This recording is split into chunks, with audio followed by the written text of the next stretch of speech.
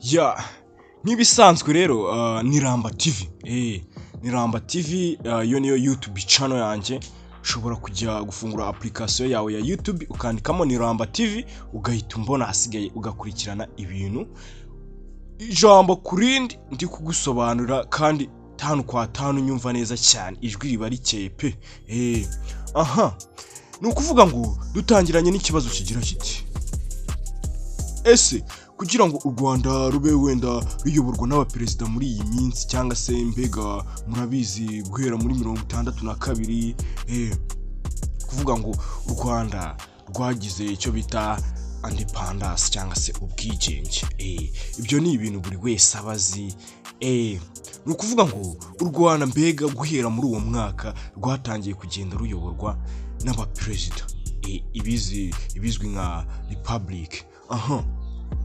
Nukuvuga ngo ahangaha rero ikibazo gihari ni iki. Hari abantu bakomeje kwibaza ngo ese mbere y'izo repubulika cyangwa se mbere yuko nyine u Rwanda rubona independence byari bimeze bite. Niyo mpamvu iki kiganiro mbanje ngo mbega nibagezeho kugira ngo musobanukirwe mumenye ngo ese byagenze gute mbere yaho. Niyo mpamvu nyine nanjye mbamvuze ngo reka mbereke ibyari byo hanyuma musobanukirwe nyine mumenye ngo ni ibiki biri kujya mbere ese byari bimeze biti. Ikintu nkwibutsa rero nkuko nabivuze urafungura application yawe ya YouTube wandikemo ni Ramba TV mu nyuguti nkuru urahita ubona ifoto cyangwa se urahita ubona mbega channel yanjye ndetse n'ibiganiro bye bitandukanye mbega nagiye nyuzaho ucyurakura wowe niba utarakanda subscribe urayikanda kandi like ndetse unasharing kugira ngo nyine nabandi bibagireho. Nibyo ngibyo nyine tuba dukeneye rega tuba dushaka gutera imbere kuko umunsi umwe tuzagafata. Uyu munsi rero ndagira ngo twibande mu gihe mbega cya mbere y'ubukoloni. Murabizi mbega u Rwanda rwarakolonijwe ariko nibivuze ko mbega hari igihe kitabayeho u Rwanda mbega rubayeho mu mahoro mbega bari abazungu mbega bataraza kurukoloniza. Ndagira ngo turebe hari ubwoko bwitwaga abanyiginya. Abanyiginya clan ubwo bwari ubwoko mbega bwari bwarifatiye igihugu mbega aribwo mbega ubona ko buyoboye mbega bya bintu bavuga ngo ubuyobozi inkoni y'icyuma ubuyobozi bw'inkoni y'icyuma mbega bwa buyobozi mbega buba bufite inshingano mu gihugu. Abanyiginya clan nibwo bwoko mbega bwari buri imbere cyane ariko ubwo bwoko bw'abanyiginya bukaba bwari bufite icyitwa igisekuru mbega ahantu bwakomotse. Bivugwa ko igisekuru cy'abanyiginya clan yari uwitwaga Kigwa cyangwa se Sabizeze.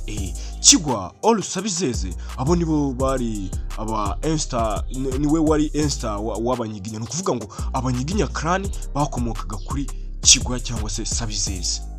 Ndagira ngo musobanukirwe ni ijambo kurindi.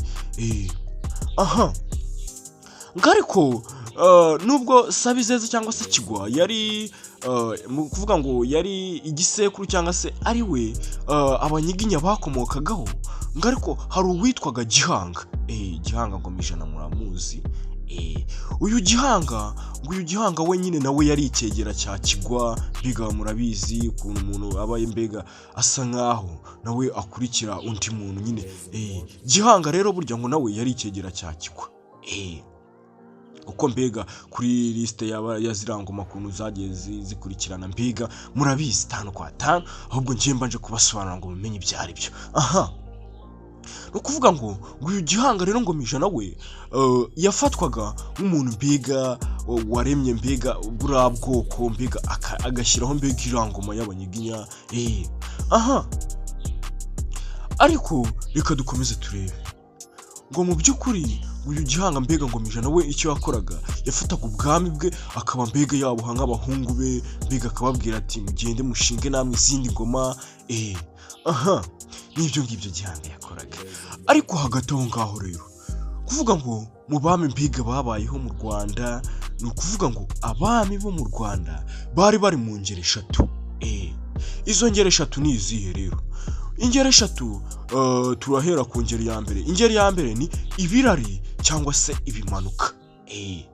ibirari cyangwa se ibimanuka, aribo mu cyongereza bise ngo the fallen from the sky. Ubu indi ngeri ya kabiri y'abami babayeho mu Rwanda ni abami b'imishumi cyangwa se mu cyongereza aribyo bise kings of the belt.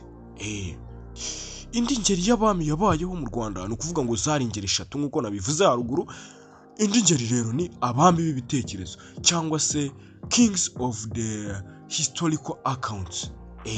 Abami b'ibitekerezo. Reka turebe rero ijambo kurindi tumenye ngo ibirari cyangwa se ibimanuka, the fallen from the sky mu cyongereza, abo bami bari batese bari bameze bate ubundi mu magambo makeya, kugira ngo nyine mu byumve kandi neza ku buryo bakubaza mbega ukaba wabasha no gusubiza utitaye mbega utagiye muri bya bintu byo kuvuga ngo waborotse. Ahangaha ni ukuvuga ngo ijambo ryumva kurindi, ibisobanuro biza bimeze neza mbega bisukuye, murabyumva pe, ahantu nigereye muba mugomba kumva neza. Ni ukuvuga ngo ibirari cyangwa se ibimanuka aribo bitwa the fallen from the sky mu cyongereza, ngo abangaba bafatwa nk'ibisekuru bya ya ngoma twabonye y'abanyiginya. Uvuga ngo bwa bwoko bw'abanyiginya twabonye, abangaba cyangwa se ibi bimanuka bifatwa mbega nk'ibisekuru byabo.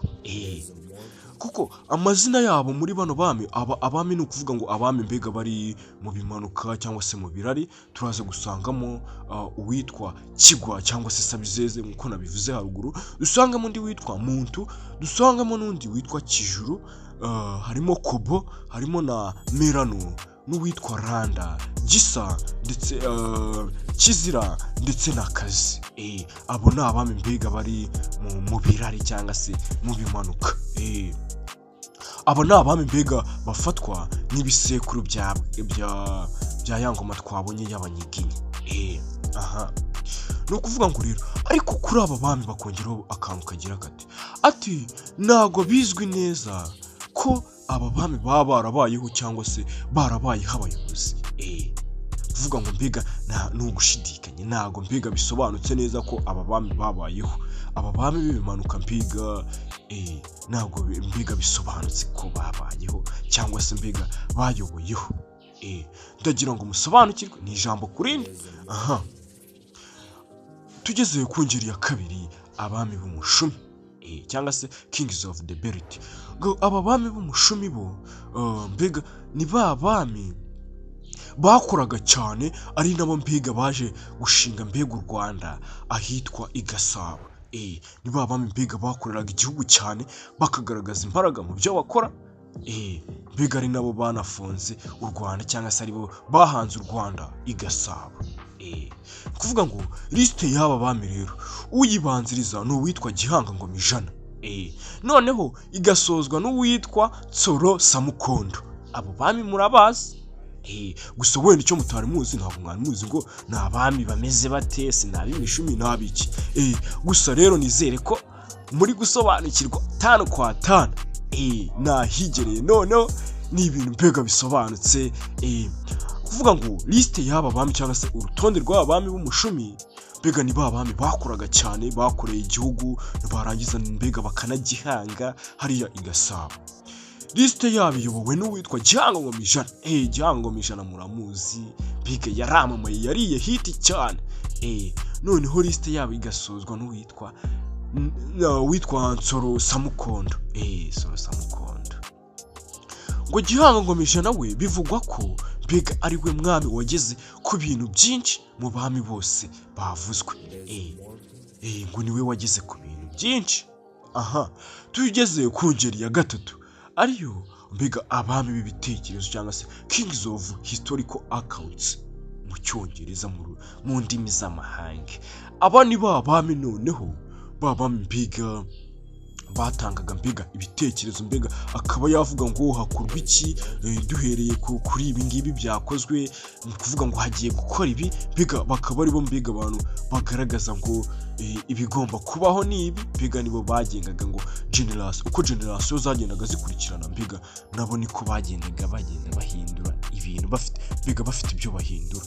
Noneho urutonde rwabo rutangizwa n'uwitwa Ruganzu wa kabiri Ruganzu wa mbere Bwimba. Urutonde nanone rugasozwa mbega n'uriya mwami, mbega hari umwami waragiyeho mbere y'uko u Rwanda rubona ubwigenge, mbega wa mwami wabanjirije ubwigenge. Mbere y'uko tugera mu bwigenge hari umwami wari uri ku ngoma. Uwo rero nta wundi ni uwitwa Kigeli wa gatanu Ndahindurwa. Kigeli wa gatanu Ndahindurwa niwe mbega usoza uru rutonde rw'abami b'ibitekerezo.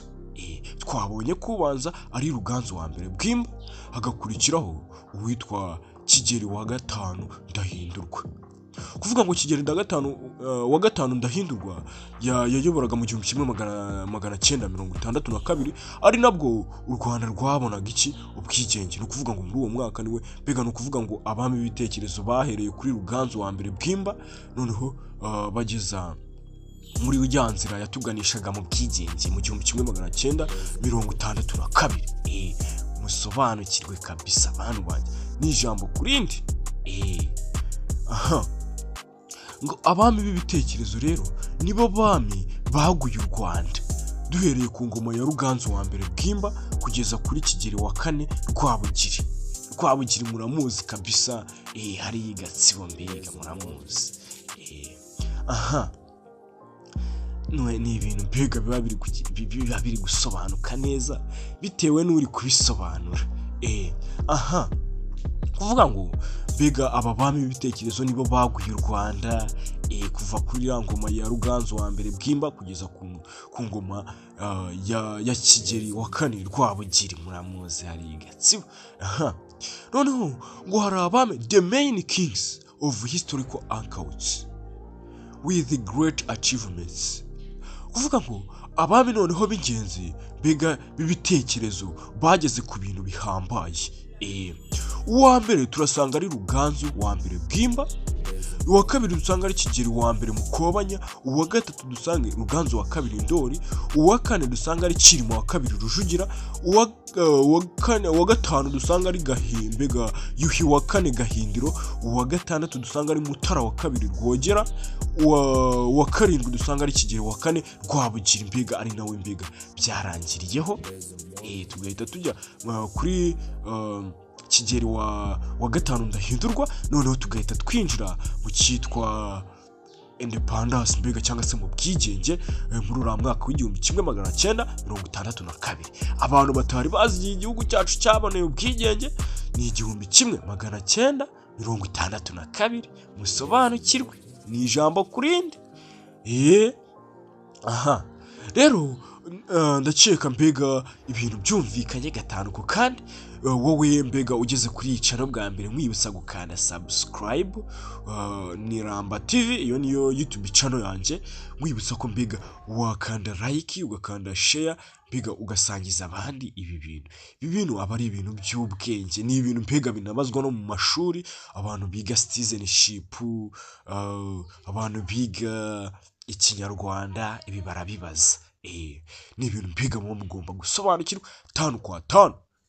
Njyewe nitwa Jean Lambert, YouTube channel ni Ramba TV, kanda subscribe, like, share, nurangiza ujye no muri comment wandike ngo ubutaha uzadusobanurire kuri ibi bintu ntago byumvikana neza, kuko njye mba ndi kubagezaho ibintu mbega mudasobanukiwe kugira ngo mbega mubyumve munasobanukirwe.